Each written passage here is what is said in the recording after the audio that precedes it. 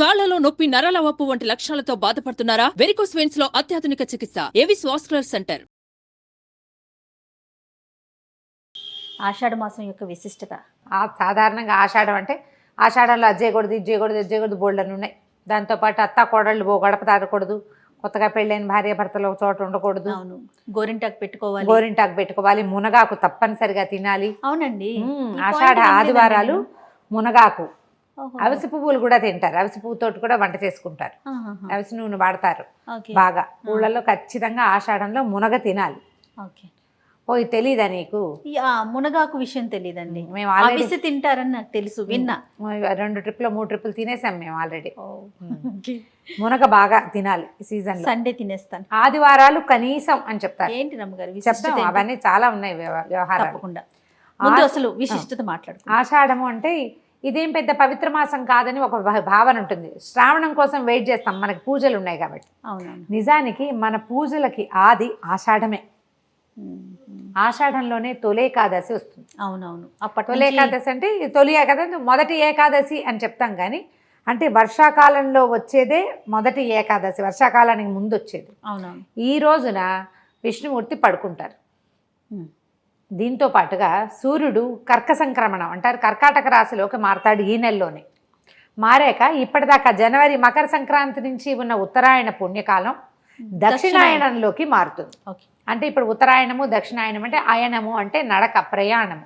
సూర్యుడు ఉత్తర దిగ్భాగం వైపు నడిచేది ఉత్తరాయణం, దక్షిణానికి నడిచేది దక్షిణాయనం. దక్షిణం వైపు ఏం నడిచి వెళ్ళిపోడు. మనకు అసలు సంవత్సరంలో సరిగ్గా తూర్పును సూర్యుడు ఉదయిస్తాడు అని చెప్పుకుంటామా? ఏడాదిలో 2 సార్లే కరెక్ట్ తూర్పు కోణంలో, తూర్పులో ఉంటాడు సూర్యుడు. మిగిలిన రోజులన్నీ కూడా కొంతకాలమేమో ఇటు ఉత్తరం వైపుకి, అంటే కొంచెం ఈశాన్యం వైపుకి ఒక చిన్న డ్రాప్ ఒక పక్కకి అట్లా వెళ్తాడు. తర్వాత ఇప్పుడు దక్షిణం వైపుకి, ఇది మన దక్షిణానికి అంటే ఇది ఆగ్నేయాని వైపుకి వాళ్తాడనమాట. ఈ నడక సమయంలో దేవతలగా నిద్రాకాలము అని చెప్తారు.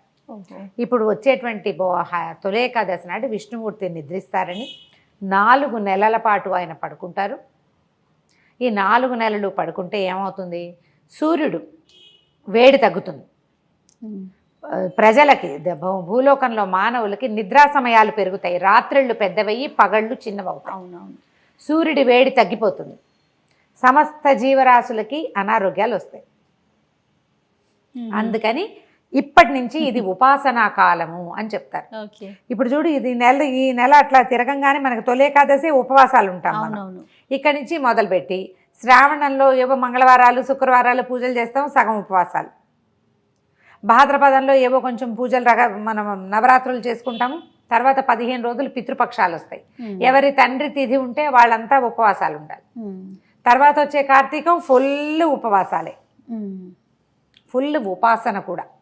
ఉపవాసము ఉపాసన కలిసి వస్తాయి. ఈ ఆషాఢంలో అది మొదలు పెడతాం. ఆషాఢ మాసంలో ఇప్పుడు మనకి తెలంగాణ ప్రాంతంలో ఏంటంటే అమ్మవారికి బోనాలు సమర్పిస్తారు. ఆషాఢ గురువారాలు మనకి రాయలసీమ వైపు కూడా అమ్మవారికి బోనం సమర్పించడము, అమ్మవారికి నైవేద్యాలు పెట్టడం. బోనం అని పేరు పెట్టరు, బోనం మన ప్రాంతపు పేరు. ఈ బోనం అంటే అదేదో ప్రత్యేకమైన పదం కాదు. భోజనము ప్రకృతి, బోనము వికృతి. తెలుగులో ప్రకృతి వికృతి చదువుకుంటామా? అవును, అంతే. భోజనము బోనము, అమ్మవారికి ఆహార సమర్పణ చేయటమే బోనం అంటాం. బోనం. ఈ వ్యవహారంలో ఏంటంటే మనకి ఇప్పుడు సీజన్ మారిపోతుంది. వర్షాకాలం వస్తుంది కదా. ఇప్పుడు గ్రీష్మ ఋతువులో ఉన్నాం. ఏమిటి? జ్యేష్ఠ ఆషాఢాలు గ్రీష్మం, శ్రావణ భాద్రపదాలు వర్ష ఋతువు. ఈ శ్రావణ భాద్రపదాలకి ముందు వచ్చేటువంటి ఈ సీజన్లో ముందు ఇప్పటికే మనకి మాన్సూన్స్ వచ్చేస్తాయి. తీవ్ర వర్షాకాలం కాకుండానే తొలకరి జల్లులు, అక్కడక్కడ ముసుర్లు, సడన్గా ఎండ నుంచి ఒకేసారి విముక్తి లభించిందని మనం ఏం చేస్తాం? ఉత్సాహంగా వానలో పరిగెడతాం. తడిసినా పెద్ద పాటి చెయ్యదు. ఆ తడుపు అనారోగ్యాలకి దారితీస్తుంది. అంటువ్యాధులు ప్రబలుతాయి, బాగా స్కిన్ ప్రాబ్లమ్స్ వస్తాయి, కలరా లాంటివి వస్తాయి, మోషన్స్ అవుతాయి. మనకు తెలిసిందే అది. స్టమక్ ఇన్ఫెక్షన్స్ బాగా వస్తాయి. ఈ సమయంలో ఇలా అంటువ్యాధులు అవి ప్రబలే సమయంలో మనం ఏ ఊర్లో ఉన్నామో ఆ ఊరి గ్రామదేవతని కొలిచి ఆమెకి ఆహారాన్ని సమర్పిస్తే అంటువ్యాధులు ప్రబలనివ్వకుండా అమ్మ తల్లి ఆపుతుంది అని. అన్నాన్ని శుద్ధంగా చేసి పెడతారు. బోన సమర్పణ ఏం చేస్తాం, ఏదో పాత్రలో వండి అవును. దానికి సున్నము అవి రాసి సున్నపు రాసి బొట్లు పెడతారు, సున్నం రాస్తారు ఆ కుండకి, పసుపు రాస్తారు, చక్కగా కుంకుమ అవి బొట్లు పెడతారు, వేపాకులు అవి వాడతారు విస్తారంగా. ఆ ఘటానికి చుట్టూతా వేప మండలు కడతారు. ఇప్పటి నుంచి మనం వేప విరివిగా వాడాలని తెలియజేస్తుంది. ఈ సీజన్లో మనం బాగా వేప ముంచిన నీళ్లు, వేప చెట్లు, వేప కొమ్మల్ని గుమ్మాల కట్టుకోవటము ఈ ప్రాంతంలో. ఎందుకంటే ఇంతకుముందు మనకి ఇక్కడ ఈ కలరా లాంటివి రావడం తెలుసు మనకి తెలంగాణ ప్రాంతాల్లో. మనం ఏం చేస్తాం, సాధారణంగా ఒక చోట దెబ్బతిన్నాం అనుకో, దానికి రిపేర్ మొదలు పెడతాం. అవునవును. ఆ రిపేర్ ఏం చేస్తాము, అది ఖచ్చితంగా చేయవలసిన విధానంగా అలవరుస్తాం. నువ్వు ఇప్పుడు ఏకాదశి ఉపవాసం నేను ఉంటాను, ఉపవాసం ఎందుకు ఉండాలో నేను అర్థమయ్యేలాగా చెప్తే ఎంతమందికి నచ్చుతుంది? ఉపవాసం ఉంటే కొంతమందికి నచ్చదు, కొంతమందికి నచ్చదు. ఎవరుంటారు అనిపిస్తుంది. ఉపవాసం చేయటం వల్ల నీ ఆరోగ్యానికి వచ్చే ఇది నీకు డైటింగ్గా కూడా యూజ్ అవుతుంది. ఇలాంటి మాటలు చెప్తే ఇంకొంచెం నచ్చుతుంది. దాన్ని మనం సాంప్రదాయంగా భావించేసి దాన్ని అవలంబించేస్తూ ఉంటాం. అందుకని ఏం చేశారంటే ఒట్టి మాటగా శాస్త్రం చెప్పింది ఖచ్చితంగా ఇది ఇవాళ నుంచి చెయ్యాలి, ఈ రోజున ఇదే తినాలి, ఫలానాలు అస్సలు తినకూడదు, తింటే రౌరవాది నరకాలు వస్తాయి, పాతాళంలో పడతావు, భూలోకంలో పడతావు, మళ్ళీ కటాక్షం ఉండదు, అలాంటివి చెప్పి భయపెడితే గాని ఎవ్వరు వినరు. అవునండి. కాబట్టి ఇక్కడి నుంచి అది మొదలుపెట్టారు. ఈ విష్ణుమూర్తి నిద్రించే కాలం కదా, ఇక్కడి నుంచి 4 నెలలు కార్తీక శుద్ధ ఏకాదశి దాకా ఇది దేవశయని ఏకాదశి, అది బోధిని ఏకాదశి. విష్ణువు నిద్రలేస్తాడు. ఈ 4 నెలలు చాతుర్మాస్య దీక్ష వహిస్తారు చాలామంది. చాతుర్మాస్యం సాధారణంగా యతులు, సన్యాసులు, పీఠాధిపతులు ఏ ప్రాంతంలో ఉన్నారో అక్కడే ఉంటారు, కదలరు, ప్లేసులు మారరు, ప్రయాణాలు చేయకూడని నెలలు. ఇప్పుడు వాళ్ళకి చాతుర్మాస్యం, మనం ఏం చేయాలి, ట్రిప్పులు అవి పెట్టుకోకూడదు. ప్రయాణాల్లో ఇప్పుడు ఇదివరకు ప్రయాణాలు ఏం చేసేవాళ్ళు, ఈ అడవుల్లో నడిచిపోయేవాళ్ళు. ఎక్కడ పిడుగు పడితే ఏమైపోతుందో. ఉరుములు పిడుగుల కాలం కదా, చలికాలం, చలికాలం అనకూడదు దీన్ని, వర్షాకాలం, ఎక్కువ ఇబ్బందులు వస్తాయి. అందుకని ప్రయాణాలును ఈ 4 నెలలు నెలకొక్కొక్కటి చొప్పున మానేయాలి. ఆకుకూరలు 1 నెల మానేస్తారు, పాలు పెరుగు అస్సలు లేకుండా 1 నెల, పప్పులు అస్సలు తినరు, శనగపప్పు, పెసరపప్పు, ఏ పప్పు ఉండదు. అట్లా 4 నెలలు పద్ధతిగా ఉంటారు. ఈ 4 నెలల్లో 4 రోజులు 8 ఏకాదశులు వస్తాయి. ఈ 8 ఏకాదశుల్ని ఖచ్చితంగా ఏకాదశి నియమం పాటించుకోవాలి. ఏకాదశి మొత్తం ఉపవాసం ఉండి ద్వాదశి నాడు భోజనం చేస్తారు. దీంట్లో పౌర్ణములు వస్తాయి, 4 పౌర్ణములు వస్తాయి. 4వ పౌర్ణమి మనం చూడకపోతాం బహుశా. ఇప్పుడు ఆషాఢము, శ్రావణం, భాద్రపదం చూస్తాం. 4 పౌర్ణమి చూసి 5వ పౌర్ణమి వచ్చే నాటికి మనకి దీక్ష విరమణ అయిపోతుంది. చాతుర్మాస్య దీక్ష మామూలు గృహస్థులు కూడా చేయొచ్చు. సాధారణంగా ఏం చెప్తారంటే సంతానం పెద్దవాళ్ళు అయిన గృహస్థులు కూడా చాతుర్మాస్య దీక్ష తీసుకోవచ్చు అంటారు. అంటే కనీ పెంచే వయసులో తీసుకోరు చాతుర్మాస్యాలు. గృహస్థులు చాతుర్మాస్యంలో కొన్ని నియమాలు ఉంటాయి. ఏది ఇలా కొన్ని తినకూడని పదార్థాలు అవి వదిలిపెట్టడము, ప్రయాణాలు మానేయచ్చు. ఇందులో ఏకభుక్తము, భూశయనము, బ్రహ్మచర్యము ఇలాంటి నియమాలు ఉంటాయి. అవి చిన్నవాళ్ళకి పెట్టరు, పెద్దవాళ్ళు. చిన్నవాళ్ళు మామూలు వాళ్ళు మనబొట్టి వాళ్ళు ఏం చేయొచ్చు, ఏకాదశి నియమాలు ఉంచుకోవచ్చు. ఇక్కడి నుంచి ఉపాసనా బలం పెరుగుతుంది. దేవతల నిద్రాకాలం కాబట్టి ఇప్పుడు మనం ఉపాసించటము, అనేక రకాల పూజలు, ఎప్పుడు జపం, ధ్యానం చేసుకోవటము, దానాలు చేసుకోవటము, తర్పణాలు చేయటము, ఇవన్నీ చేసుకుంటూ ఈ 6 నెలల కాలాన్ని గడిపితే మళ్ళీ మనకి మకర సంక్రమణానికి దేవతలంతా నిద్రలేస్తారు. మన హరిబోధిని ఏకాదశి ఎప్పుడు వస్తుంది, కార్తీకంలో వస్తుంది. కార్తీకంలో విష్ణువు నిద్రలేస్తాడు.